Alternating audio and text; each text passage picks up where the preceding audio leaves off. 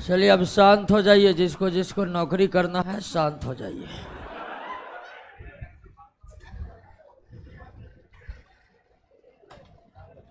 आज केमिस्ट्री के बारे में बात किए थे और केमिस्ट्री के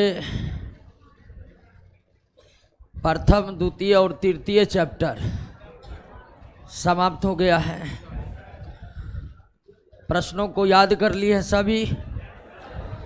ध्यान रखिएगा, एक एक प्रश्न का समझ समझ के रिवीजन करते जाना है। चल,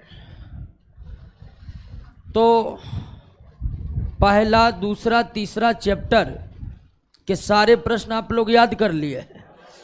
अब मौका नहीं है लौटकर फिर से याद करने का, साथ साथ याद करना पड़ेगा, तब दरोगा का नौकरी कन्फर्म होगा। जो बात है वो सीधी बात है। अब जो कोई इंतजार कर रहा है कि बैठेंगे एक दिन याद करेंगे, उतना समय नहीं है, फेंका जाइएगा, क्योंकि सीट बहुत कम है। आपको साथ साथ याद करना पड़ेगा। इस बात पर अभी इसलिए हम जोर दे रहे हैं क्योंकि अभी भी समय है। अगर किन्हीं का छूट गया है तो अभी भी साथ साथ याद करने के लिए आप ठान लीजिएगा तो आराम से होगा। क्योंकि बायोलॉजी में 5 चैप्टर हुआ है, केमिस्ट्री में 3 चैप्टर हुआ है। तो ये जो आज चौथा चैप्टर हम करवाएंगे, ये केमिकल रिएक्शन वाला चैप्टर है। हम केमिकल रिएक्शन, रासायनिक अभिक्रियाओं को समझे, उससे जुड़े प्रश्नों का उत्तर पर आसानी से पहुँचे, इसके लिए ज़रूरी है कि आप ये जानते हो कि परमाणु क्या है, अणु क्या है, आयन क्या है, पदार्थ क्या है। इन सब बारे में आप जानते हैं तो रासायनिक अभिक्रिया के इन सारे प्रश्न को आप आसानी से समझिएगा। पदार्थ क्या है, अणु, परमाणु और आयन क्या है, इसकी चर्चा हम पिछले चैप्टर में कर चुके हैं कि नहीं? सबको याद है? बहुत न कुछ बोला है। याद नहीं है तो इसका मतलब रिवीजन नहीं कर रहे हैं। तो पदार्थ क्या है, परमाणु क्या है, अणु क्या है, आयन क्या है, ये बात आप जानते हैं, क्योंकि ये बात हम करवा चुके हैं पिछले केमिस्ट्री के क्लास में। तो आइए आज चौथे चैप्टर के प्रश्नों पर आते हैं। और आप शुरुआत से ही देख रहे हैं कि हर एक प्रश्न के कॉन्सेप्ट को समझाते हुए प्रश्न का उत्तर पर पहुंचते हैं, ताकि आपको याद करने में कम से कम समय लगे। फिर भी साथ साथ याद नहीं कर रहे हैं तो भाई तब तो एक ही रास्ता है, गए कम से। आइए पहला प्रश्न पर देखते हैं, रासायनिक अभिक्रिया क्या है? रासायनिक अभिक्रिया क्या है? भौतिक परिवर्तन है कि रासायनिक परिवर्तन है कि दोनों है? तो रासायनिक अभिक्रिया रासायनिक परिवर्तन है। परिवर्तन जो है, रासायनिक अभिक्रिया क्या है? मूल रूप से रासायनिक परिवर्तन को ही रासायनिक अभिक्रिया कहते हैं। रासायनिक अभिक्रिया ही रासायनिक, दोनों अलग नहीं है। समझिए कि ये दोनों एक दूसरे के पर्यायवाची हैं। अब परिवर्तन की यहां पर बात होती है। परिवर्तन, चेंज, पृथ्वी के इस विशाल पर्यावरण में जो परिवर्तन होता है, होते ही रहता है। परिवर्तन होना प्रकृति का एक मतलब पूरा नियम है कि वो परिवर्तन होते रहेगा समय के साथ। तो पर्यावरण में जो परिवर्तन होते हैं वो 2 ही प्रकार के होते हैं, एक भौतिक परिवर्तन और दूसरा रासायनिक परिवर्तन, फिजिकल चेंज, केमिकल चेंज। अब इन दोनों परिवर्तन में भौतिक और रासायनिक परिवर्तन में, फिजिकल और केमिकल चेंज में अंतर तो बहुत है, लेकिन मूल अंतर जो है वो एक ही है। भौतिक परिवर्तन ऐसा परिवर्तन जिसमें कोई नया पदार्थ नहीं बनता, नया पदार्थ नहीं बनता है। एक ऐसा परिवर्तन जिस दौरान कोई नया पदार्थ 100% वो क्या है? भौतिक परिवर्तन। यानी भौतिक परिवर्तन के दौरान कोई नए पदार्थ नहीं बनते। और रासायनिक परिवर्तन तब तक नहीं होगा जब तक कोई नया पदार्थ ना बने, यानी इस दौरान नया पदार्थ बनता है, इस दौरान नया पदार्थ बनता। तो भौतिक परिवर्तन वह परिवर्तन है जिसके दौरान कोई नए पदार्थ का निर्माण नहीं होता है, जबकि रासायनिक अभिक्रिया तब ही मानी जाएगी या रासायनिक परिवर्तन तब ही माना जाएगा जब नया पदार्थ बने। तो अगर किसी परिवर्तन के दौरान कोई नया पदार्थ बन रहा है तो वह रासायनिक है, नहीं तो भौतिक। आपने जल लिया और इसको 0 डिग्री सेल्सियस तक ठंडा कर दिया, वो बन गया क्या? बर्फ। यहां कोई नया पदार्थ नहीं बन रहा है, यहां कोई नया पदार्थ नहीं बन रहा है। पहले भी वो H2O था, अब बाद में वो भी H2O है, कोई नया पदार्थ बना नहीं है जल के बर्फ बन जाने से। जल का बर्फ बनना एक प्रकार का भौतिक परिवर्तन है। क्यों? तो इस परिवर्तन में कोई नया पदार्थ नहीं बने हैं। लेकिन वही कोयला का जलना, कोयला में कार्बन होता है, जलता है ऑक्सीजन की उपस्थिति में और बनता है कार्बन डाइऑक्साइड जो धुएं के रूप में बाहर निकलता है। कोयला का जलना एक रासायनिक परिवर्तन है, क्योंकि कोयले के जलने से एक नया पदार्थ बन चुका है कार्बन डाइऑक्साइड। कार्बन डाइऑक्साइड एक नया पदार्थ बना है, इसलिए कोयला का जलना क्या है? रासायनिक परिवर्तन है। कोयला का जलना क्या है? रासायनिक परिवर्तन है। मान लीजिए कि 2 महले पर जाकर और कांच के एक टुकड़े को नीचे फेंक दिए, कांच गया टूट, कांच गया टूट। कांच के टुकड़ा टुकड़ा होना टूट कर एक कैसा परिवर्तन है? क्योंकि कांच के टूटने से कोई नया पदार्थ बन रहा है क्या? नहीं, पहले भी कांच था, अब भी वो कांच है। हाँ, कांच गिराते हीरा बन जाता, निश्चित तौर पर क्या होता? रासायनिक परिवर्तन होता। लेकिन ऐसा तो होगा नहीं, होता नहीं है। कांच का टूटना एक प्रकार का क्या है? भौतिक परिवर्तन है। कांच का टूटना एक प्रकार का भौतिक परिवर्तन है, भौतिक परिवर्तन है। ठीक उसी तरह सोडियम को खौलते हुए जल में डाल दिए, या सोडियम को हम जल में डाल दिए, सोडियम को जल में डालते ही रिएक्शन चालू हो गया, सोडियम हाइड्रोक्साइड और हाइड्रोजन गैस बाहर निकलने लगा। सोडियम को जल में डालना एक प्रकार का रासायनिक परिवर्तन है, क्योंकि इस दौरान अभिक्रिया होकर एक नया पदार्थ और एक और नया पदार्थ बन जाता है। तो परिवर्तन इस प्रकृति में कितने प्रकार के होते हैं? 2, तीसरा कोई प्रकार नहीं है। भौतिक परिवर्तन और रासायनिक परिवर्तन। ऐसे परिवर्तन जिसमें नया पदार्थ बनता हो, नहीं बनता हो। और रासायनिक परिवर्तन तभी होगा जब रासायनिक अभिक्रिया होगी। रासायनिक अभिक्रिया अगर होगी ही नहीं तो नया पदार्थ बनेगा ही नहीं, वो रासायनिक परिवर्तन होगा ही। बात को समझ गए ना? कोई दिक्कत नहीं ना है? तो रासायनिक परिवर्तन रासायनिक अभिक्रिया है, या रासायनिक अभिक्रिया ही रासायनिक परिवर्तन है? क्लियर? कोई दिक्कत बताइए, कोई दिक्कत है?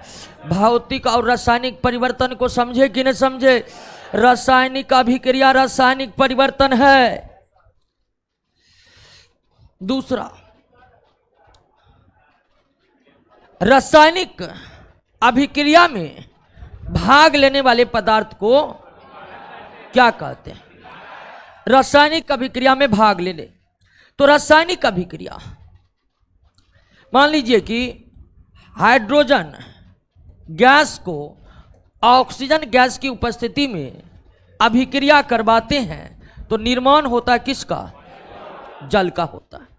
हालांकि इस दोनों के अभिक्रिया से हाइड्रोजन परऑक्साइड का भी निर्माण हो सकता है। ठीक है, परिस्थितियां अगर अलग अलग रहेगा तो हाइड्रोजन परऑक्साइड भी बन सकता है। ठीक उसी तरह कैल्शियम कार्बोनेट को अगर आप खूब गर्म करिएगा तो कैल्शियम ऑक्साइड और कार्बन डाई ऑक्साइड बनेगा। यहां पर रासायनिक अभिक्रियाएं हैं। हाइड्रोजन को जल में डाले जल बना, हाइड्रोजन को ऑक्सीजन में डाले जल बना, हाइड्रोजन को ऑक्सीजन से रिएक्ट करवाए हाइड्रोजन परऑक्साइड बना, कैल्शियम कार्बोनेट को गर्म किए कैल्शियम ऑक्साइड और कार्बन डाइऑक्साइड बना। तो रासायनिक अभिक्रिया जो ये हो रहा है इसमें भाग ले रहा है, ये इस रासायनिक अभिक्रिया में ये भाग ले रहा है, इस रासायनिक अभिक्रिया में ये दोनों भाग ले रहा है, इस रासायनिक अभिक्रिया में ये दोनों भाग ले रहा है। तो जो भाग लेते हैं वो कहलाते हैं अभिकारक कहलाते हैं। क्या कहलाते हैं? अभिकारक कहलाते हैं। क्या कहलाते हैं? अभिकारक कहलाते हैं। रिएक्टेंट कहलाते हैं अभिकारक। और रासायनिक अभिक्रिया के दौरान जो नए पदार्थ का निर्माण होता है उसे क्या कहते हैं? उत्पाद कहते हैं, यानी प्रोडक्ट कहते हैं। क्या कहते हैं? तो रासायनिक अभिक्रिया में जितने भी पदार्थ हैं उसको दो कैटेगरी में बांट सकते हैं, अभिकारक और जो रासायनिक अभिक्रिया में भाग लेता वो क्या हो गया? अभिकारक। अब बनने वाले नए पदार्थ उत्पाद कहलाते हैं। बनने वाले नए पदार्थ उत्पाद हमेशा नया होता है, वो अभिकारक से मेल नहीं खाता है, एकदम नया होता है। यहां पर कैल्शियम ऑक्साइड कार्बन डाइऑक्साइड बना, इसका गुण बिल्कुल इससे मेल नहीं खाएगा। यहां जल बना, जल का गुण इन दोनों से बिल्कुल मेल नहीं खाएगा। यहां हाइड्रोजन परऑक्साइड बना, इनके गुण इससे बिल्कुल भी मेल नहीं खा पाएगा। यानी कि उत्पाद हमेशा नए गुण वाले होते हैं, वे अभिकारक के गुणों से बिल्कुल भी मैच नहीं करते हैं, अभिकारक के गुण से बिल्कुल अलग होते हैं। तो जो पदार्थ रासायनिक अभिक्रिया में भाग लिया, अभिकारक जो बना, क्या उत्पाद और अभिकारक के गुण एक समान होते हैं? बिल्कुल, दोनों के गुणों में कोई समानताएं नहीं होती है। दोनों के गुणों में कोई समानताएं नहीं होती है। अब देखिए कि अभिकारक एक भी हो सकता है, दो भी हो सकता है, दो से अधिक भी हो सकता है। किसी रासायनिक अभिक्रिया में क्या एक अभिकारक हो सकते हैं? बिल्कुल हो सकते। दो हो सकते? बिल्कुल हो सकते। दो से अधिक हो सकते? बिल्कुल हो सकते। क्या किसी रासायनिक अभिक्रिया में एक ही उत्पाद बन सकता? बिल्कुल बन सकता है। एक से अधिक बन सकता? बिल्कुल बन सकता है। दो से अधिक बन सकता? बिल्कुल बन सकते। तो अभिकारक या उत्पाद किसी रासायनिक अभिक्रिया में एक, दो या उससे भी अधिक हो सकते हैं, उससे भी अधिक हो सकते।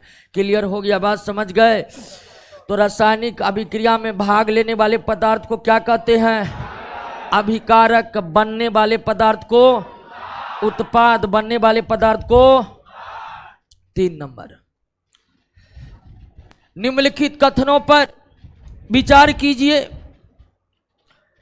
पहला कथन है, रासायनिक अभिक्रिया के दौरान नए प्रकार के परमाणु का निर्माण होता है। नए प्रकार के परमाणु, मान लीजिए कि कैल्शियम कार्बोनेट को अभी तुरंत आप गर्म किए हैं, क्या बना था? Calcium oxide carbon die.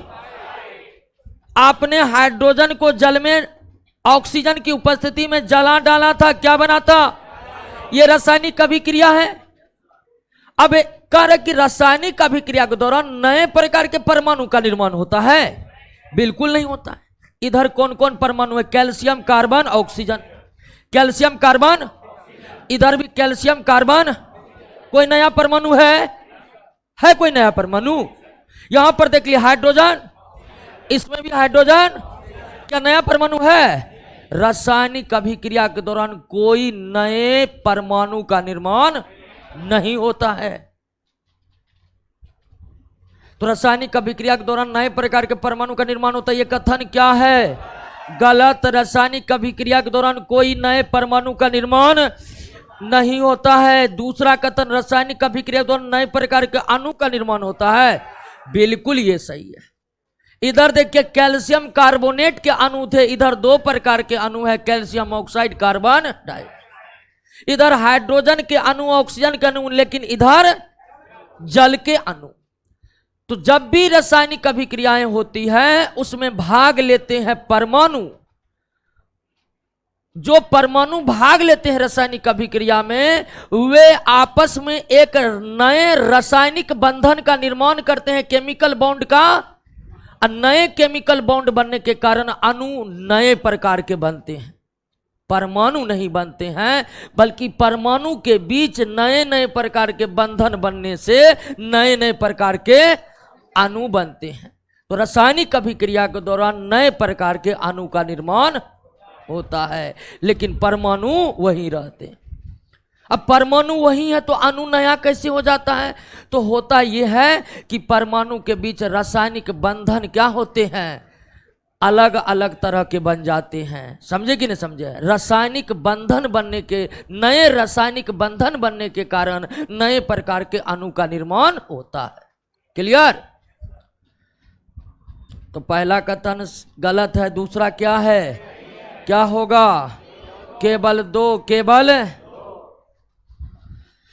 रासायनिक अभिक्रिया के दौरान निम्नलिखित में क्या परिवर्तन हो सकता है? क्या रासायनिक अभिक्रिया के दौरान गैस निकलेगा? बिल्कुल निकलेगा, बिल्कुल निकलेगा। आप सोडियम को डाल दीजिए किसमें? जल में। जब इसके बाद अभिक्रिया होगी तो क्या निकलेगा? हाइड्रोजन गैस निकलेगा। सोडियम को जल में डालने पर हाइड्रोजन गैस निकल रहा है, यानी रासायनिक अभिक्रिया के दौरान गैस निकल सकता है। अब आप कहिएगा कि कैसे पता चल गया कि गैस निकलेगा? तो पढ़ के आए हैं जी, पता चला है। क्लियर? हाँ, यानी कि अभिक्रिया एक निश्चित नियमों के तहत होता है। इसको जानने के लिए आपको प्रकृति पढ़नी होगी। जब आप सोडियम पढ़िएगा ना, तो वहां पर सोडियम के गुणों में पढ़िएगा कि सोडियम जल से अभिक्रिया करते हैं और अभिक्रिया करके हाइड्रोजन गैस निकालते हैं। ठीक है ना?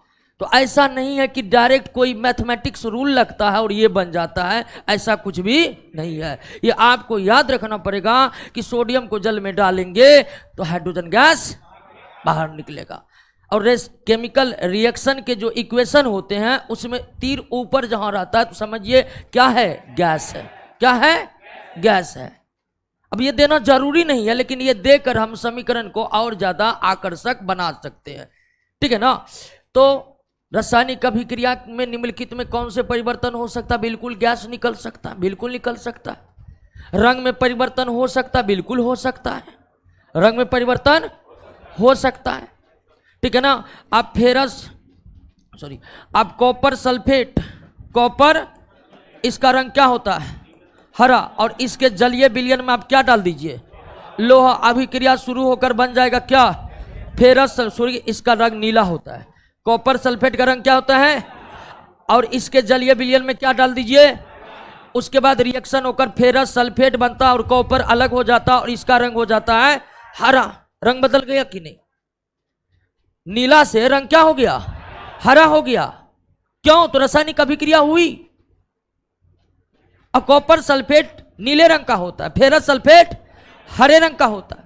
तो रासायनिक अभिक्रिया के दौरान रंग भी बदल सकते हैं, अवस्था परिवर्तन हो सकता है। बिल्कुल। हाइड्रोजन गैस है, ऑक्सीजन गैस है और जो जल बनता है वो द्रव है। अवस्था बदल गई कि नहीं बदल गई? तो रासायनिक अभिक्रिया के दौरान गैस भी निकल सकते हैं। रासायनिक अभिक्रिया के दौरान रंग भी बदल सकते हैं। रासायनिक अभिक्रिया के दौरान अवस्था भी बदल सकता है। रासायनिक अभिक्रिया के दौरान ऊष्मा में भी परिवर्तन हो सकता है। ये दोनों गर्म होगा तो ये थोड़ा ठंडा हो जाएगा, ये भी हो सकता है। तो रासायनिक अभिक्रिया के दौरान गैस निकल सकता है, बिल्कुल निकल सकता है। रासायनिक अभिक्रिया के दौरान रंग बदल सकता है, बिल्कुल बदल सकता है। रासायनिक अभिक्रिया के दौरान अवस्था बदल सकती है, बिल्कुल बदल सकती है। रासायनिक अभिक्रिया के दौरान ऊष्मा में भी या तापमान में भी अंतर हो सकता है। अभिकारक उत्पाद के तापमानों में अंतर हो सकता है। जरूरी नहीं है कि इधर 50 डिग्री है तो इधर बनने वाले उत्पाद भी 50 पर होगा। हो सकता है उसका कम हो जाए या अधिक हो जाए, उसमें परिवर्तन भी हो सकता है। लेकिन जरूरी नहीं है कि सभी रासायनिक अभिक्रिया में गैस निकले। इसमें गैस निकल रहा है, इसमें गैस, यानी आपको यह भी याद रखना होगा कि रासायनिक अभिक्रिया के दौरान गैस निकल सकते हैं, लेकिन सभी रासायनिक अभिक्रिया में गैस निकलता नहीं।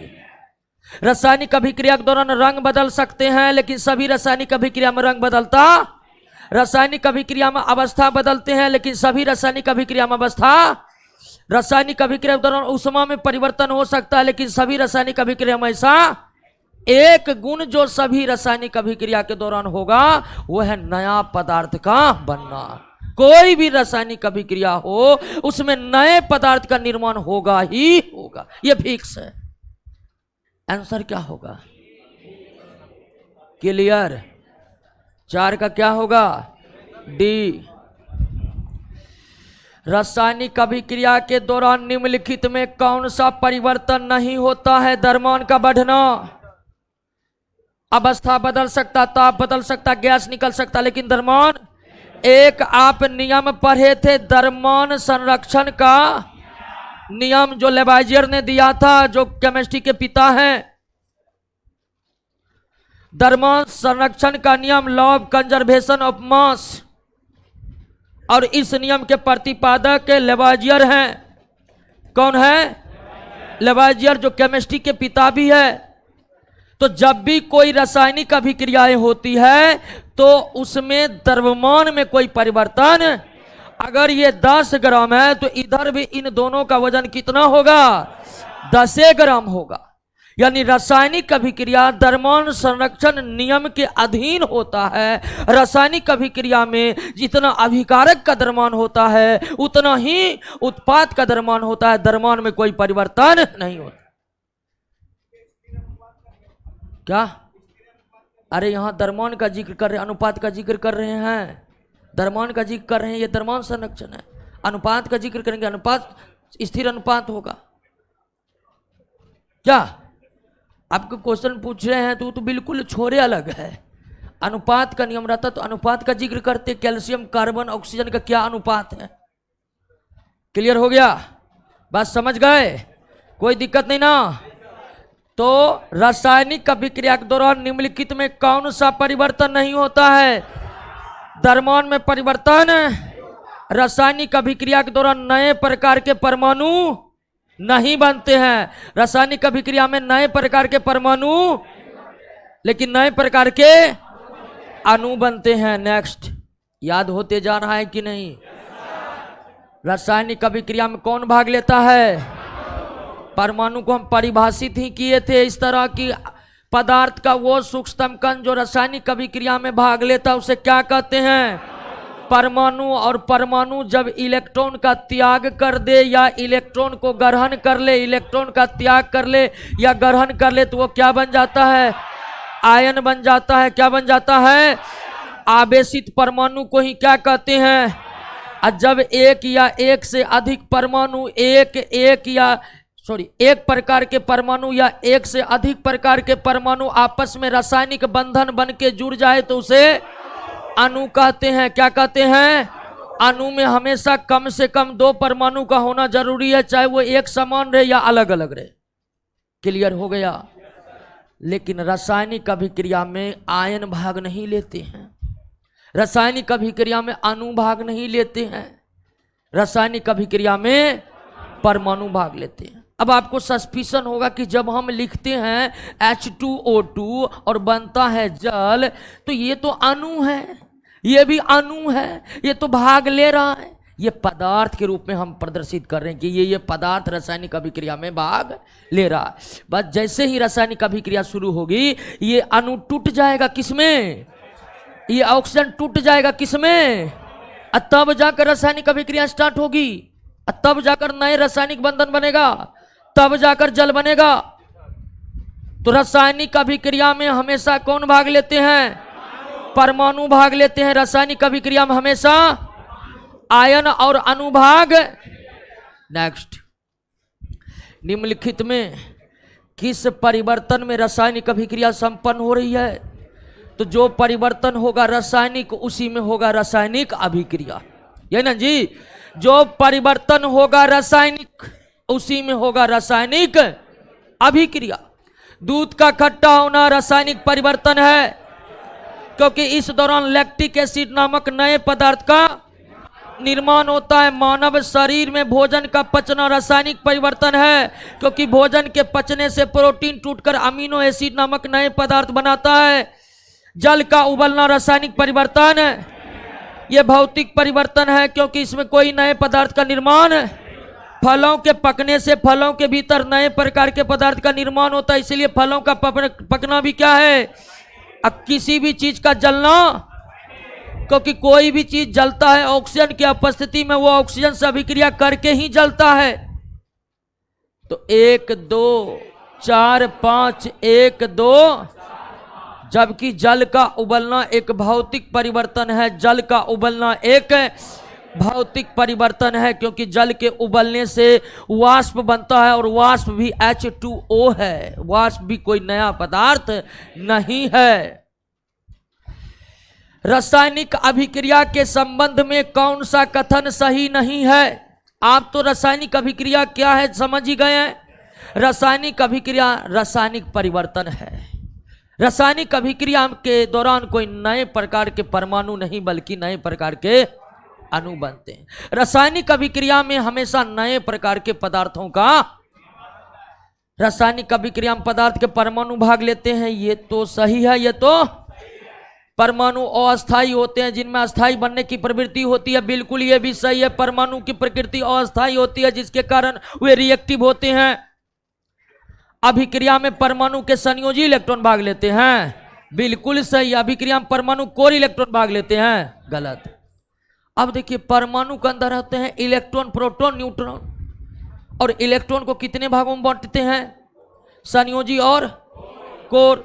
जैसे सोडियम में 11 इलेक्ट्रॉन है, पहला कक्षा में 2, दूसरा कक्षा में 8, अंतिम कक्षा में। तो किसी भी परमाणु के अंतिम कक्षा के इलेक्ट्रॉन को क्या कहते हैं? संयोजी इलेक्ट्रॉन कहते हैं। और शेष इलेक्ट्रॉन को क्या कहते हैं? कोर इलेक्ट्रॉन कहते हैं। तो रासायनिक अभिक्रिया में परमाणु भाग लेते हैं, परमाणु का इलेक्ट्रॉन भाग लेते हैं। प्रोटॉन और न्यूट्रॉन की रासायनिक अभिक्रिया में कोई भागीदारी नहीं होती है। रासायनिक अभिक्रिया में केवल एक मूलकण इलेक्ट्रॉन की ही भागीदारी होती है, और उसमें भी सभी इलेक्ट्रॉन का नहीं। रासायनिक अभिक्रिया में केवल संयोजी इलेक्ट्रॉन ही भाग लेते हैं। रासायनिक अभिक्रिया में कोर इलेक्ट्रॉन भाग नहीं लेते। तो रासायनिक अभिक्रिया में पदार्थ के परमाणु भाग लेते हैं, और परमाणु के संयोजी इलेक्ट्रॉन भाग लेते हैं। क्लियर? यह कथन क्या है? नेक्स्ट। निम्नलिखित कथनों पर विचार कीजिए। करिए तो एक बार विचार, बात मत करिए, विचार कीजिए। ऑनलाइन वाले दोस्तों,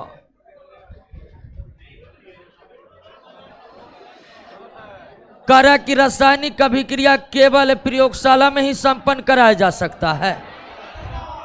केवल प्रयोगशाला में? अभी आग लगा देंगे, यहां रासायनिक अभिक्रिया हो जाएगी क्या? रासायनिक अभिक्रिया प्रयोगशाला में होते हैं, करवाए जाते हैं, लेकिन केवल प्रयोगशाला में ही हो सकती है, तो बिल्कुल गलत है। रासायनिक अभिक्रिया हमारे वायुमंडल में हो जाती है जब बिजली चमकती है। वायुमंडल में जब बिजली चमकता है तो वायुमंडल का 78% नाइट्रोजन गैस, 21% ऑक्सीजन गैस से रिएक्ट करके जो है नाइट्रिक ऑक्साइड बना लेता है। रासायनिक अभिक्रिया हर क्षण हमारे प्रकृति में संपन्न होते रहता है। रासायनिक अभिक्रिया हर क्षण हमारे शरीर में होते रहता है। तो पहला कथन गलत है। मानव शरीर में कोई रासायनिक अभिक्रिया नहीं होती है। मानव शरीर में होने वाले पाचन के दौरान रासायनिक अभिक्रिया होती है, मानव शरीर में श्वसन के दौरान रासायनिक अभिक्रिया होती है, मानव शरीर में उत्सर्जन के दौरान रासायनिक अभिक्रिया होती है, मानव शरीर में प्रजनन के दौरान रासायनिक अभिक्रिया होती है। मानव में तो रासायनिक अभिक्रिया होती ही रहती है, जब वो सोते भी रहता है ना तो रासायनिक अभिक्रिया होती रहती है, क्योंकि सोते रहने पर भी मानव के शरीर में श्वसन होते रहता है। हर क्षण मानव शरीर में रासायनिक अभिक्रिया होते रहती है, हर क्षण इस पर्यावरण में रासायनिक अभिक्रिया होते रहती है। तो ये दोनों ही कथन क्या है? गलत है। ये दोनों कथन ये क्या है? गलत है। रासायनिक अभिक्रिया के फलस्वरूप निम्नलिखित में कोई परिवर्तन नहीं होता है। रासायनिक गुण बदल सकते हैं, भौतिक गुण बदल सकते हैं, आयतन बदल सकता है। आयतन बराबर होता है लंबाई गुना चौड़ाई गुना, उसमें परिवर्तन हो सकता है, लेकिन द्रव्यमान संरक्षण नियम के अनुसार रासायनिक अभिक्रिया के दौरान द्रव्यमान में कोई परिवर्तन नहीं हो सकता है। जितना अभिकारक का द्रव्यमान होगा उतना ही द्रव्यमान किसका होगा? उत्पाद का होगा। उतना ही द्रव्यमान किसका होगा? तो रासायनिक अभिक्रिया के फलस्वरूप द्रव्यमान में कोई परिवर्तन नहीं होता है, यह द्रव्यमान संरक्षण नियम कहता है। रासायनिक अभिक्रियाओं को संक्षिप्त रूप से जब व्यक्त करते हैं तो वो कहलाता है रासायनिक संकेत तत्वों के लिए, रासायनिक सूत्र यौगिकों के लिए और रासायनिक समीकरण रासायनिक अभिक्रियाओं के लिए। तो रासायनिक अभिक्रियाओं को संक्षिप्त रूप से व्यक्त करने की जो तरीका है वो कहलाता है रासायनिक समीकरण। उदाहरण के लिए कि एक रासायनिक अभिक्रिया जैसे कि मान लीजिए सिल्वर नाइट्रेट के विलयन में सोडियम डालने के उपरांत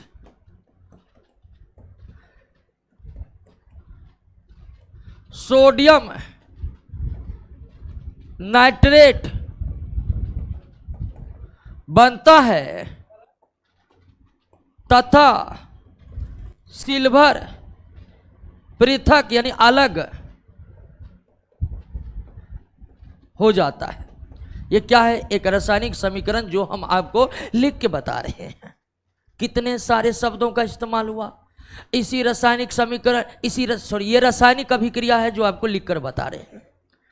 और इन रासायनिक अभिक्रिया को आपको बताने के लिए कितने सारे शब्दों का इस्तेमाल हुआ। हम इसको आराम से व्यक्त कर सकते किसके द्वारा? सिल्वर नाइट्रेट के विलयन में क्या गिरा दिए तो बन गया किया जी, और सिल्वर क्या हो गया? पृथक हो गया, अलग हो गया। अब देखिए ये समीकरण को देखकर आप क्या अंदाजा लगा रहे हैं? वही जो ये लिखकर रखा हुआ यहां पर। इतने सारे बातों को बस एक लाइन में हम समझा दिए। ये हुआ रासायनिक अभिक्रिया जो एक बहुत लंबा था लिखने में, वो समीकरण के द्वारा कितने लाइन का हो गया? एक लाइन का हो गया। इसको भी देखकर आप यही ना पता लगा रहे हैं जी। सवाल यही है कि रासायनिक अभिक्रियाओं को संक्षिप्त रूप से जब व्यक्त किया जाता है तो वो क्या कहलाता है? रासायनिक समीकरण। और रासायनिक समीकरण लिखने के तरीके पूरे विश्व में एक समान है। पूरे विश्व में कि आपको बाएं तरफ ही लिखना पड़ेगा क्या? अभिकारक, और दाएं तरफ लिखना पड़ेगा उत्पाद। आप इसमें परिवर्तन नहीं कर सकते। आप ये नहीं कर सकते हम इधर लिखेंगे, ठीक है, हाँ इधर बनता इधर लिखेंगे, हम ऐसे लिखेंगे तो ऐसे लिखेंगे, ये गलत हो जाएगा। रासायनिक समीकरण लिखने के नियम बने हुए हैं कि आपको बाईं तरफ क्या लिख रखा है?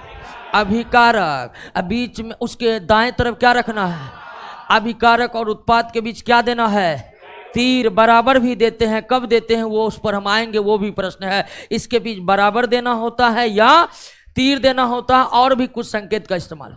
आप इसी रासायनिक समीकरण को इस तरह नहीं लिख सकते हैं। अब कोई कहेगा कि हम अभिकारक को लिख देते हैं नीचे में इस तरह और उत्पाद को लिख देते हैं ऊपर में। और ये तरीका कैसा लगा आपको? कैसा लगा? तो ये तरीका ही क्या है, गलत है। रासायनिक समीकरण की एक रूपता लाने के लिए international union for pure and applied chemistry ने एक साधारण से रूल बना दिए हैं कि अभिकारक को रखना है बाएं तरफ, उत्पाद को रखना है, और रासायनिक समीकरण लिखने के लिए आपको इस्तेमाल करना है संकेत और सूत्र का, संकेत और सूत्र का। क्लियर? कोई दिक्कत? रासायनिक समीकरण के बाएं तथा दाएं दोनों और प्रत्येक प्रकार के परमाणुओं की संख्या समान है। यह रासायनिक समीकरण होगा, क्या होगा? दो रासायनिक समीकरण आपके सामने हम लिख रहे हैं। कैल्शियम कार्बोनेट को गर्म किए तो बनता है कैल्शियम ऑक्साइड कार्बन डाइऑक्साइड। ठीक उसी तरह potassium chlorate, potassium chlorate KClO3, potassium chlorate, potassium chlorate को गर्म किए बनता है पोटेशियम क्लोराइड और ऑक्सीजन गैस। दोनों समीकरण सही है। अब पहला समीकरण में देखिए कि इस तरफ कितना कैल्शियम था, एक, और इस तरफ एक है।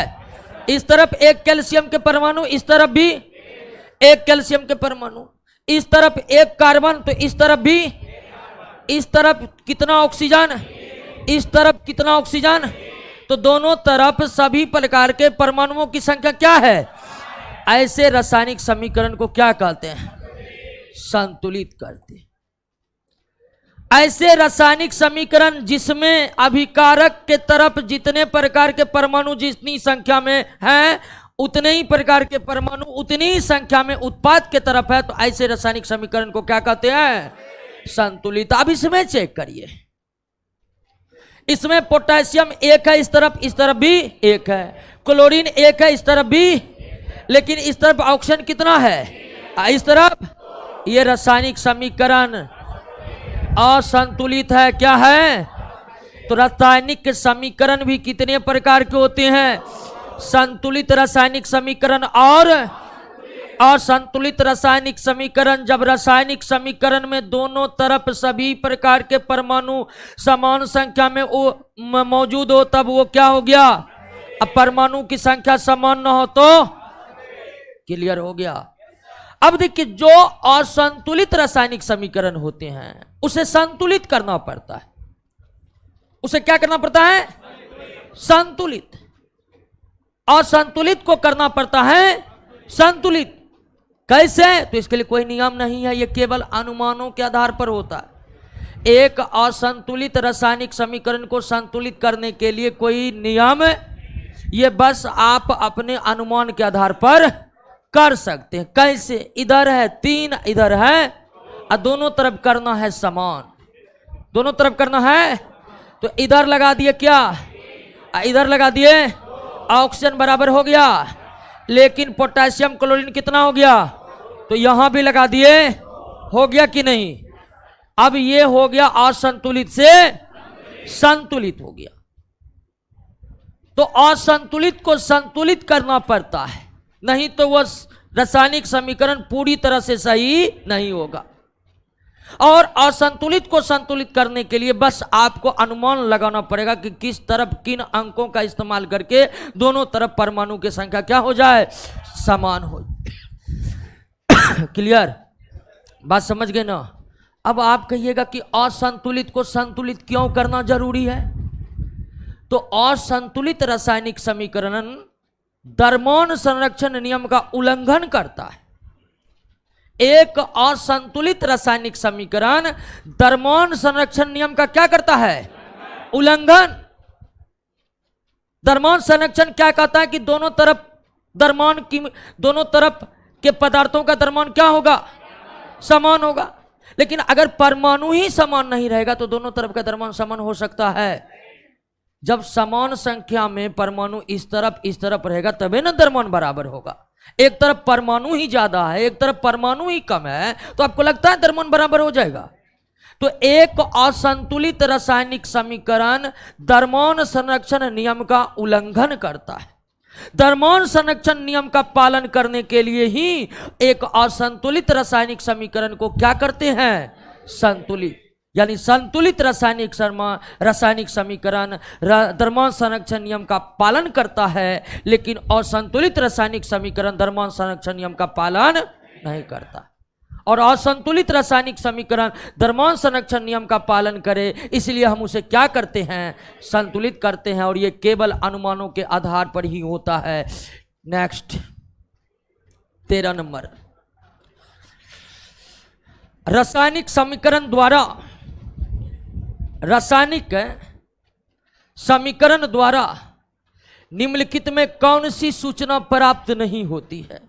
एक रासायनिक समीकरण लिख देते हैं, ठीक है, देख लीजिए कौन सूचना प्राप्त होता है, कौन नहीं होता। सोइए मत, सिल्वर नाइट्रेट की अभिक्रिया किससे कर देते हैं, कॉपर से, बनता है कॉपर नाइट्रेट, और सिल्वर क्या हो जाएगा, अलग हो जाएगा। सिल्वर क्या हो जाएगा, अलग हो जाएगा। सिल्वर क्या हो जाएगा, अलग हो जाएगा। दो यहां और दो यहां लगा देंगे तो समीकरण संतुलित हो जाएगा। क्या हो जाएगा, संतुलित हो जाएगा, ठीक है ना। अब ये एक रासायनिक समीकरण है, देख लेते हैं क्या पता लगता है क्या नहीं। अभिकारक तथा उत्पाद का अनुसूत्र पता लगता है, बिल्कुल। सिल्वर नाइट्रेट का अनुसूत्र AgNO3 होता है, हमको पता लग रहा है, तो ये पता तो लग रहा है। अभिक्रिया में उत्सर्जित या अवशोषित उष्मा का पता लग रहा है कि कितना उष्मा लगा, कितना निकला, इसका पता ये देखकर आपको लग रहा है। तो इसका मतलब है कि रासायनिक समीकरण द्वारा अभिक्रिया में उत्सर्जित या अवशोषित उष्मा का पता नहीं लगता। अभिक्रिया में भाग लेने वाले अभिकारक तथा उत्पाद का पता लग रहा है ना, कि अभिकारक सिल्वर नाइट्रेट कॉपर है, जबकि उत्पाद कॉपर नाइट्रेट और सिल्वर है, इसका भी पता लग रहा है। अभिक्रिया में भाग लेने वाले अभिकारक तथा उत्पाद के परमाणु या अणु की संख्या, यह भी पता लग रहा है कि सिल्वर नाइट्रेट के 2 अणु कॉपर के 1 परमाणु से रिएक्ट किया है, जिसके बाद कॉपर नाइट्रेट के 1 अणु जबकि सिल्वर के 2 परमाणु निर्मित हुए हैं, यह भी पता लग रहा है। लेकिन क्या रासायनिक समीकरण के द्वारा अभिक्रिया में उत्सर्जित या अवशोषित उष्मा का पता लग रहा है, लग रहा है, नहीं लग रहा है। क्लियर हो गया। यानी कि रासायनिक समीकरण रासायनिक अभिक्रिया की संपूर्ण जानकारी आपको देता नहीं है। अब आप ये जान लीजिए कि आखिर रासायनिक समीकरण से कौन कौन जानकारी, रासायनिक समीकरण से रासायनिक अभिक्रिया के बारे में कौन कौन जानकारी प्राप्त नहीं होती है, ये जान लीजिए आप एक बार, ताकि ऐसे सवालों को आप आसानी से बना सके। क्या क्या पता नहीं लगता है। एक बात तो जान ही गए कि उत्सर्जित या अवशोषित उष्मा का पता नहीं लगता है, एक बात जान गए ना। दूसरी क्या नहीं जानकारी पता लग पाता है, अभिकारक तथा उत्पाद की अवस्था का पता नहीं लगता है। ठोस है कि द्रव है कि गैस है, अभिकारक या उत्पाद, यह भी समीकरण देखने से आपको पता नहीं लगेगा। तो रासायनिक समीकरण के द्वारा उत्सर्जित या अवशोषित उष्मा का पता नहीं लगता है। रासायनिक समीकरण के द्वारा अभिकारक तथा उत्पाद की अवस्था क्या है, वे ठोस है कि द्रव है कि गैस है, इसका भी पता नहीं लगता। रासायनिक अभिक्रिया के दौरान रासायनिक समीकरण से अभिक्रिया का वेग का पता नहीं लगता है। यह रासायनिक अभिक्रिया धीमे धीमे हुआ है कि तेजी से हुआ है, कितने समय में हुआ है, आपको कुछ पता लग रहा है? जबकि कुछ रासायनिक अभिक्रिया बड़ी धीमे धीमे होती है। कुछ क्या हुआ, क्या बोले? हाँ हाँ, उष्मा छेपी उष्मा शोषी, हाँ हाँ पढ़े हैं, आ रहे हैं, धीरे धीरे होगा, उसका भी क्वेश्चन है, आएंगे उस पर, क्लियर हो जाएगा। हम अभी समझ रहे हैं कि रासायनिक समीकरण अभिक्रिया के बारे में कौन जानकारी नहीं देता, ठीक है। अब आपको जानकारी देना, जब यहां आप लिख दीजिए उष्मा, यहां पर क्या लिख दिए, तब पता चल जाएगा कि उष्मा निकल रहा है। लेकिन रासायनिक समीकरण में यह लिखना ही पड़ेगा, यह नियम नहीं है। आपको मन है तो आप लिख कर बता सकते हैं कि उष्मा भी निकला है, तब पता चलेगा कि उष्मा छेपी है कि उष्मा शोषी है, वैसे पता नहीं चलेगा। तो अभिक्रिया के वेग का भी पता नहीं चलता है। कुछ रासायनिक अभिक्रिया में जानते हैं क्या होता है? विस्फोट। वो भी समीकरण देखा आपको पता, सोडियम को जल में डालने पर होता है क्या? लेकिन रासायनिक समीकरण लिख देंगे तो आपको लगेगा कुछ नहीं, सोडियम हाइड्रोक्साइड बना है, क्या दिक्कत है? लेकिन यह अभिक्रिया विस्फोट के साथ संपन्न होती है। तो अगर किसी रासायनिक अभिक्रिया में विस्फोट होता है तो उस विस्फोट की भी जानकारी रासायनिक समीकरण देखकर आपको पता नहीं लगेगा। बात समझ गए कि नहीं? कोई दिक्कत नहीं ना। और रासायनिक समीकरण से पदार्थ का एक्चुअल द्रव्यमान का पता नहीं लगता। आपको पता है कि क्या किलो सिल्वर नाइट्रेट क्या किलो कॉपर था? नहीं। आपको परमाणु द्रव्यमान से सापेक्षिक द्रव्यमान का अंदाजा लगेगा, एक्चुअल द्रव्यमान का अंदाजा नहीं लगेगा। तो रासायनिक के समीकरण के द्वारा, केमिकल इक्वेशन के द्वारा हमें उत्सर्जित या अवशोषित ऊष्मा की जानकारी नहीं मिलती है, हमें अभिकारक और उत्पाद के अवस्था की जानकारी नहीं मिलती है, हमें अभिक्रिया के वेग की जानकारी नहीं मिलती है, अभिक्रिया के दौरान होने वाले विस्फोट की जानकारी नहीं मिलती है, अभिकारक और उत्पाद कितने केजी था इसका हमें जानकारी नहीं प्राप्त हो सकता है। क्लियर हो गया? तो रासायनिक के समीकरण, रासायनिक अभिक्रिया के बारे में कौन कौन जानकारी नहीं दे सकता है या नहीं देता है, इस बात को समझ गए आप? क्या क्या क्या जानकारी नहीं देता है? पहला उष्मा, दूसरा, तीसरा, चौथा, पांचवा वास्तविक द्रव्यमान। वास्तविक। आगे बढ़े।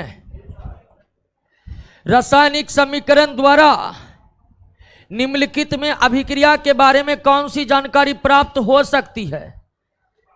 अभिक्रिया उष्मा शोषी है, उष्मा छेपी, यह भी पता नहीं लग सकता है, क्योंकि जिस अभिक्रिया के दौरान उष्मा निकलता है वो होता है, जिस अभिक्रिया में उष्मा देनी पड़ती है, अभिक्रिया उष्मा शोषी है कि उष्मा छेपी है, ये रासायनिक समीकरण देखकर पता नहीं लग सकता। वेग का तो पता नहीं लग सकता, अभी तुरंत बताए हैं। अवस्था का पता नहीं लग सकता, ये भी तुरंत बताए हैं। लेकिन अभिकारक तथा उत्पाद के मोलों का अनुपात का पता लग सकता है। जब आपको परमाणुओं की संख्या पता लग सकता है, अणुओं की संख्या का पता लग सकता है, तो मोलों का पता लगेगा ही ना। बात समझ गए कि नहीं? तो मोलों का पता लगता है। नेक्स्ट 15 नंबर देखिए, ये सवाल बन जाना चाहिए। संतुलित रासायनिक समीकरण की अवधारणा विज्ञान के किस सिद्धांत के अनुकूल है? द्रव्यमान संरक्षण सिद्धांत के अनुकूल है। द्रव्यमान संरक्षण सिद्धांत के अनुकूल है। 16 नंबर क्वेश्चन बिल्कुल आसान है, दिमाग खोल के रखिएगा।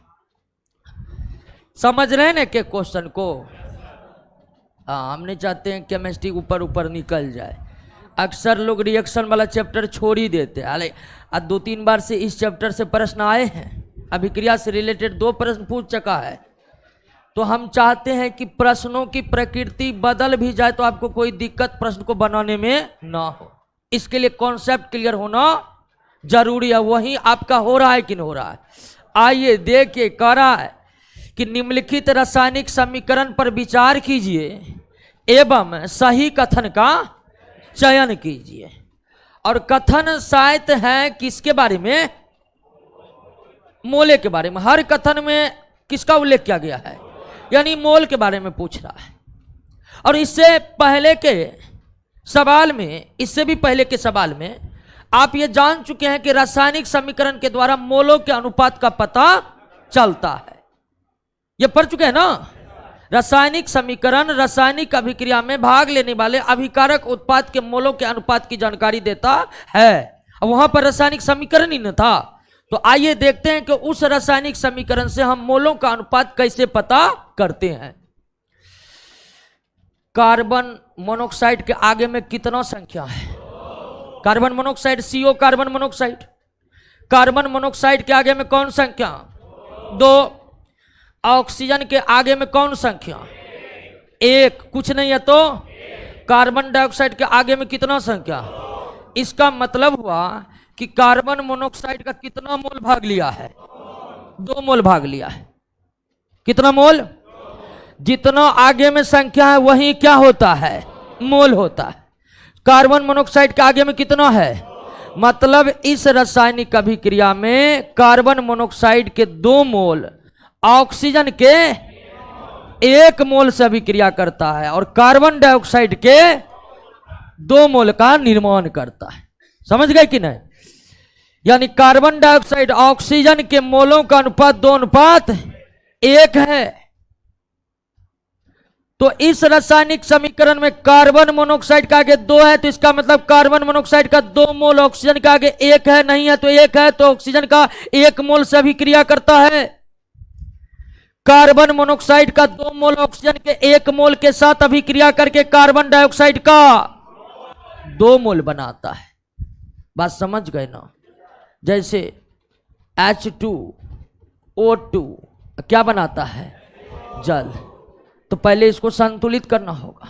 इधर ऑक्सीजन 1 है तो कितना कर देंगे? तो हाइड्रोजन 4 हो गया, तो इधर भी क्या कर देंगे? इसमें देखिए हाइड्रोजन का 2 मोल ऑक्सीजन के 1 मोल से अभिक्रिया करके जल का 2 मोल बनाते हैं। क्लियर हो गया? तो रासायनिक समीकरण के देख करके आप मोलों की जानकारी कैसे लेंगे, आपको पता चल गया कि नहीं? अब कह रहा है कि अभिक्रिया में कार्बन मोनोऑक्साइड की ऑक्सीजन के साथ 2:1 मोल अनुपात में अभिक्रिया करते। बिल्कुल क्या है? सही है। फिर भी BCD को चेक कर लीजिए।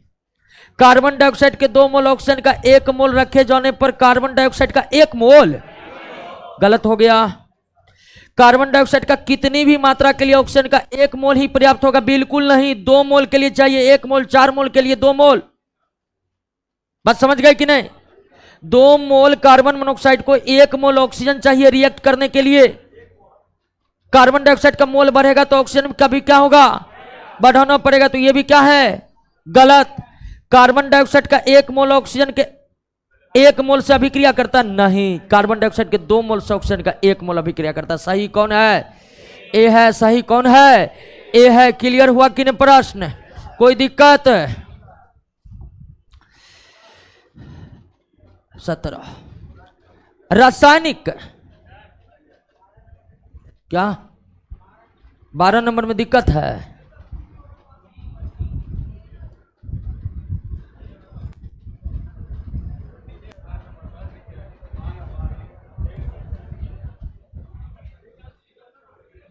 अच्छा 12 का देख लेते हैं। अच्छा ए तथा बी संतुलित, जो संतुलित होता है वो द्रव्यमान संरक्षण नियम का पालन करता है। सही बोले। यहां जो है डी होगा। बिल्कुल सही। ए और सी दोनों होगा। ओ अच्छा, ए और सी दोनों होगा।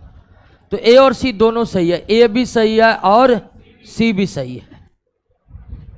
ठीक है, सी भी सही है। चलिए 12 को थोड़ा सुधार लीजिए। आपको बताई थे कि संतुलित इसलिए करना पड़ता है कि ताकि द्रव्यमान संरक्षण नियम का पालन हो सके। आते हैं अब। और कोई दिक्कत नहीं ना? 17 पर थे ना? आइए 17 पर। रासायनिक समीकरण के संबंध में निम्नलिखित में कौन सा कथन असत्य है? यह अभिकारक तथा उत्पाद के द्रव्यमानों का अनुपात बताता है। सही है। सही है। वास्तविक द्रव्यमान का अनुपात नहीं बताएगा, परमाणु द्रव्यमान से यहां बात की जा रही। सही है। यह अभिक्रिया के वेग की जानकारी देता है। रासायनिक समीकरण अभिक्रिया के वेग को बताता है जी, कि अभिक्रिया कितना देर लगा या कितना धीमे या तेजी से हुआ। यह गलत है। यह गैसीय अभिकारक और उत्पादन के गैसीय अभिकारक और उत्पादन, उत्पादन का मतलब यहां उत्पाद से ही है कि आपेक्षिक आयतन की जानकारी देता है। बिल्कुल। आपको मोल की जानकारी मिलता है ना? अब मोल का मिल जाएगा तो आयतन का भी मिल जाएगा। कोई भी गैस हो उसका 1 मोल कितना 22 तो यहां पर क्या कर रहा है, गैसीय अभिकारक और उत्पादन के आपेक्षिक आयतन की जानकारी देता। बिल्कुल ये सही है, और यह जानकारी अप्रत्यक्ष रूप से रासायनिक समीकरण देता है। रासायनिक समीकरण हमको किसकी जानकारी दे देगा, और हम ये जानते हैं कि कोई भी गैस हो उसके 1 मोल का आयतन 22.4 लीटर होता है, सामान्य ताप और दाब पर। इसलिए यह भी जानकारी रासायनिक समीकरण से मिलती है। यह अभिक्रिया के अभिकारक के परमाणु एवं अणुओं की आपेक्षिक संख्या की जानकारी देता। बिल्कुल, अभिक्रिया में कितने परमाणु भाग लिए हैं, कितने अणु भाग लिए हैं, किस परमाणु से कितना परमाणु रिएक्ट किया है, इस सब की जानकारी तो रासायनिक समीकरण हमें देता ही देता है। तो रासायनिक समीकरण हमें अभिक्रिया के वेग की जानकारी नहीं देता। रासायनिक समीकरण हमें अभिक्रिया के वेग की जानकारी नहीं देता है, अभिकारक और उत्पाद के भौतिक अवस्था की जानकारी नहीं देता है, रासायनिक अभिक्रिया में होने वाले विस्फोट की जानकारी नहीं देता है, उत्सर्जित उष्मा या अवशोषित उष्मा की भी जानकारी। संतुलित रासायनिक समीकरण नहीं है, चेक करिए।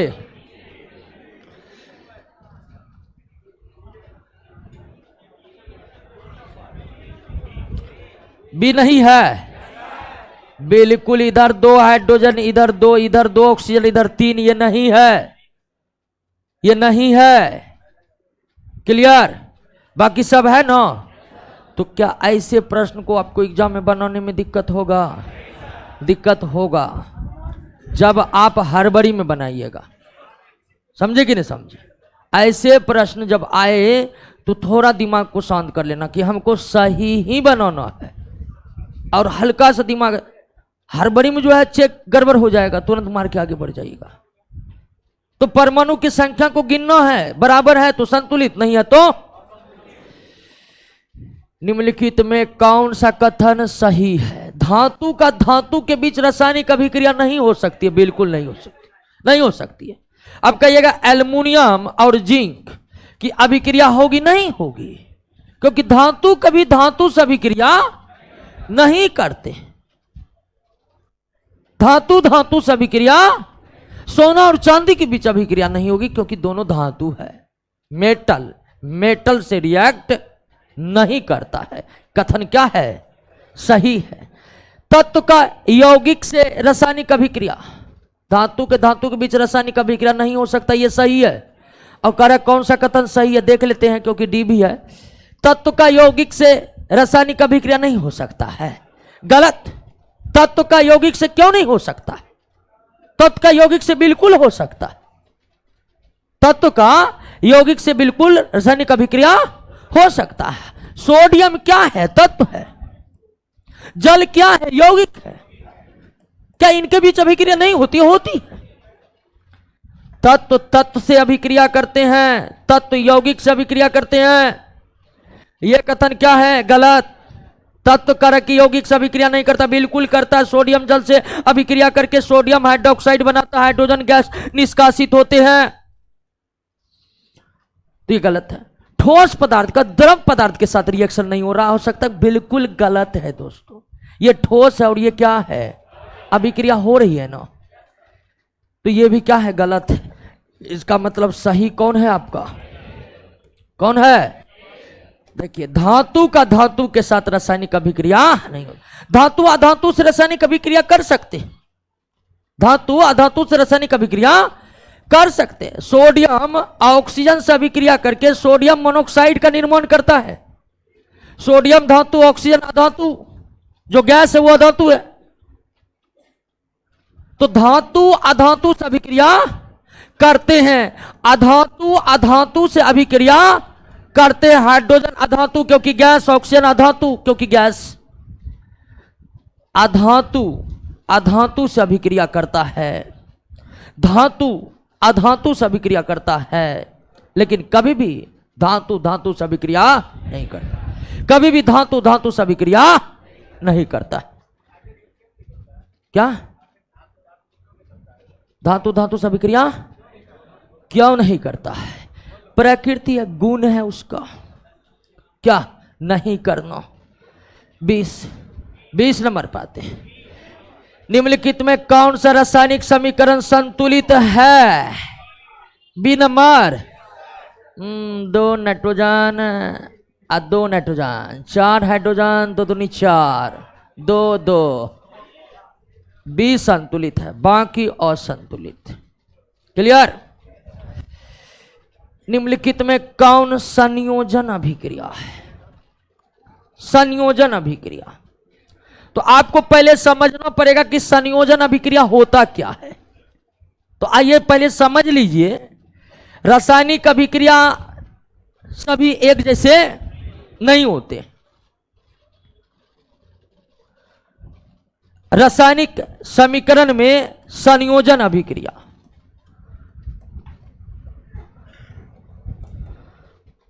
इंग्लिश में कहते हैं इसे कॉम्बिनेशन रिएक्शन। तो संयोजन अभिक्रिया क्या है, कॉम्बिनेशन रिएक्शन क्या है?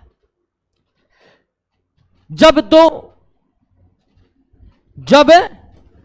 दो पदार्थ या दो से अधिक पदार्थ,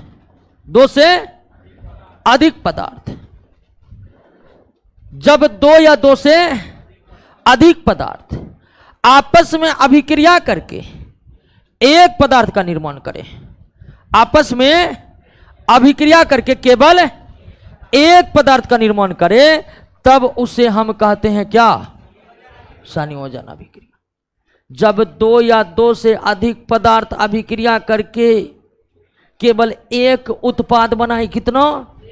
तब वो अभिक्रिया क्या होता है? संयोजन। यानी संयोजन संयोजित होकर एक हो गया। संयोजन मतलब संयोजित होकर। संयोजन अभिक्रिया की सबसे खास पहचान के उत्पाद होते हैं केवल एक। अभिकारक कितना भी हो सकता है, लेकिन उत्पाद एक। कैल्शियम कार्बोनेट को आप गर्म कर रहे हैं और कैल्शियम ऑक्साइड कार्बन डाइऑक्साइड बन रहा है, कैल्शियम ऑक्साइड कार्बन डाइऑक्साइड बन रहा है। क्या यह संयोजन अभिक्रिया है? नहीं है, क्योंकि उत्पाद है एक से अधिक। तो ऐसी रासायनिक अभिक्रियाएं जिनमें अभिकारक की संख्या कितना भी हो लेकिन उत्पाद बने केवल एक, ऐसे ही अभिक्रिया को क्या कहते हैं? संयोजन अभिक्रिया। कोई दिक्कत है? समझ गए ना? संयोजन अभिक्रिया की सबसे बड़ी पहचान कि उत्पाद होगा केवल एक, उत्पाद होगा केवल एक। पहला, कर आयरन को सल्फर में गर्म किया जा रहा है, आयरन सल्फाइड बन रहा है। आयरन को सल्फर में गर्म करके आयरन सल्फाइड बना रहा है। क्या यह संयोजन है ना? और को चेक कर लीजिए, तब इसको ही मार देगा। कैल्शियम कार्बोनेट को अभी तुरंत गर्म किए, उत्पाद में बन रहा है कैल्शियम ऑक्साइड और कार्बन डाई, तो दो उत्पाद बन गया, संयोजन। जिंक धातु के पट्टी को कॉपर सल्फेट के विलयन में रखा जाता है, तो जिंक सल्फेट और कॉपर और उत्पाद हो गया संयोजन। बेरियम क्लोराइड के विलयन में सोडियम सल्फेट के विलयन में डाला जाता है, सोडियम क्लोराइड के विलयन के साथ बेरियम सल्फेट का, सोडियम क्लोराइड के साथ बेरियम सल्फेट भी बनता है। यानी कितने उत्पाद? दो उत्पाद। तो ये भी संयोजन है। यानी संयोजन अभिक्रिया है केवल ए, जब दो या दो से अधिक अभिकारक मिलकर केवल एक पदार्थ एक उत्पाद का निर्माण करे, तो उस अभिक्रिया को कहते हैं संयोजन। क्लियर? कैल्शियम कार्बोनेट को गर्म करके कैल्शियम ऑक्साइड तथा कार्बन डाइऑक्साइड बनते। यह किस प्रकार का अभिक्रिया? अपघटन। अपघटन, डिकम्पोजिशन। डिकम्पोजिशन, कैल्शियम कार्बोनेट को गर्म किए, कैल्शियम ऑक्साइड और कार्बन डाई ऑक्साइड बना। पोटेशियम क्लोरेट को गर्म किए, पोटेशियम क्लोराइड और ऑक्सीजन गैस बना। ध्यान रखिएगा, हम संतुलित नहीं कर रहे हैं, लेकिन अभिक्रिया सही लिख रहे हैं। क्लियर? आप उसे संतुलित भी कर दीजिएगा, लेकिन परीक्षा में इसका कोई खास महत्व है नहीं। पोटेशियम क्लोरेट को गर्म किए, बना पोटेशियम क्लोराइड और ऑक्सीजन। जब एक अभिकारक हो केवल एक, अभिकारक हो केवल, उत्पाद बने एक से अधिक, तो उसे क्या कहते हैं?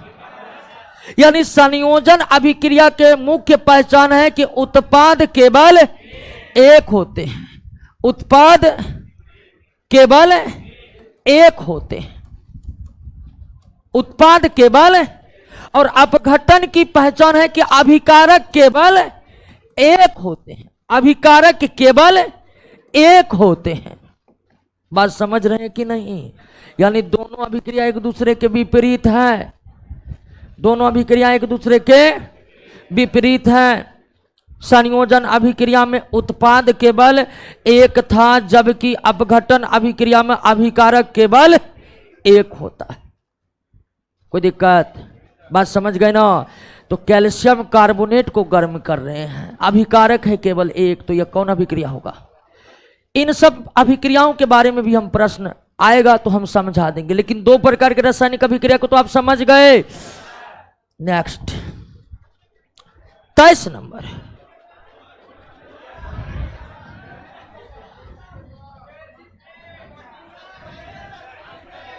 बस हो गया, बस तो हो गया। आइए दोस्तों, अभी जो बताए हैं, अभी जो बताए अपघटन के बारे में बता दिए ना, उसी से जुड़ा प्रश्न है, देख लीजिए, देख लीजिए दोस्तों। निम्नलिखित कथनों पर विचार कीजिए। अपघटन अभिक्रिया में एक रासायनिक पदार्थ टूटकर दो या अधिक पदार्थों का निर्माण करता है, सही है ना? अपघटन अभिक्रिया ऊष्मा, प्रकाश या विद्युत ऊर्जा के माध्यम से संपन्न होता है, बिल्कुल ये भी सही है। आप मान लीजिए कि कैल्शियम कार्बोनेट है, आप इसे जब तक गर्म नहीं करिएगा तब तक उत्पाद नहीं बनेंगे। आपको क्या लगता है कि बोरा में भरकर कैल्शियम कार्बोनेट को लाठी से पीटने पर बन जाएगा उत्पाद? नहीं बनेगा, कभी नहीं बनेगा। तो अपघटन अभिक्रिया में अभिकारक कितने होते हैं? एक, और वो तब तक रासायनिक अभिक्रिया शुरू नहीं करते हैं जब तक आप उसको, अपघटन अभिक्रिया बिना ऊष्मा दिए संपन्न नहीं हो सकती, क्योंकि अभिकारक कितना होता है? एक ही होता है। तो कह रहा है कि अपघटन अभिक्रिया ऊष्मा, प्रकाश या विद्युत ऊर्जा के माध्यम से संपन्न होता है। बिल्कुल, कोई ना कोई ऊर्जा देना ही पड़ेगा, तब होगा अपघटित। बिना ऊर्जा दिए अपघटन हो नहीं सकता है। तो अपघटन अभिक्रिया में ऊष्मा लगेगा ही लगेगा। अपघटन अभिक्रिया ऊष्मा शोषी है, बिल्कुल है। अपघटन अभिक्रिया बिना ऊष्मा दिए संपन्न होगा, जिस अभिक्रिया में ऊष्मा देना पड़े उसे, ये भी सही, ये भी सही है। तीनों कथन क्या है? तीनों कथन क्या है? अपघटन अभिक्रिया की प्रकृति कैसी होती है? ऊष्मा शोषी होती है। अपघटन अभिक्रिया की प्रकृति कैसी होती है?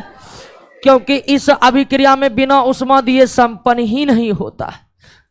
क्लियर है दोस्तों? ठीक है, मिलते हैं कल के क्लास में।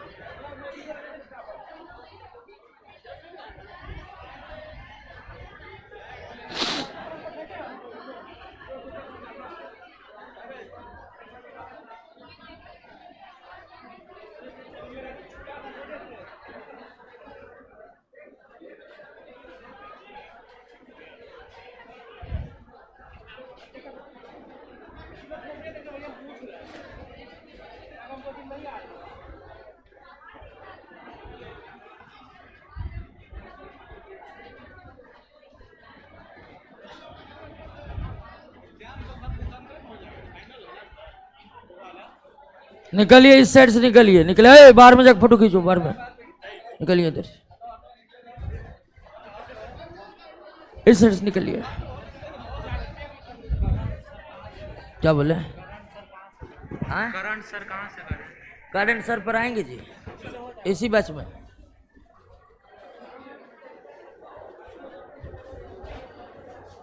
फिजिक्स का क्लास की जल्द सूचना दी जाएगी।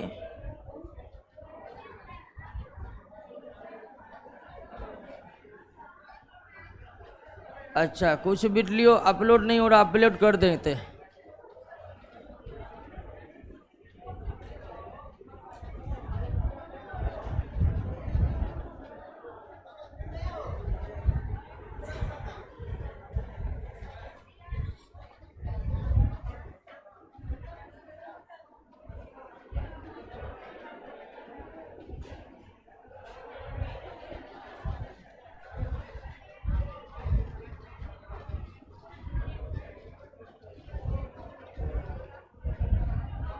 अरे बेंच पर काहे चढ़ते हैं, 2 मिनट वेट कर लीजिएगा ना। ए ललका, अरे नहीं समझ में आता तेरे रे।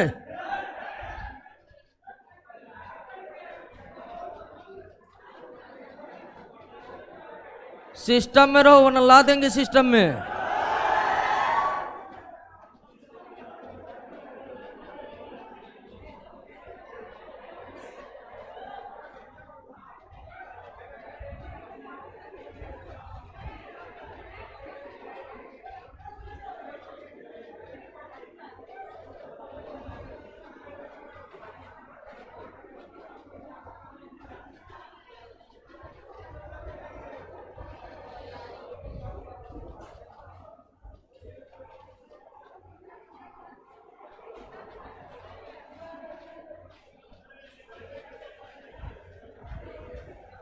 बंद कीजिए क्लास।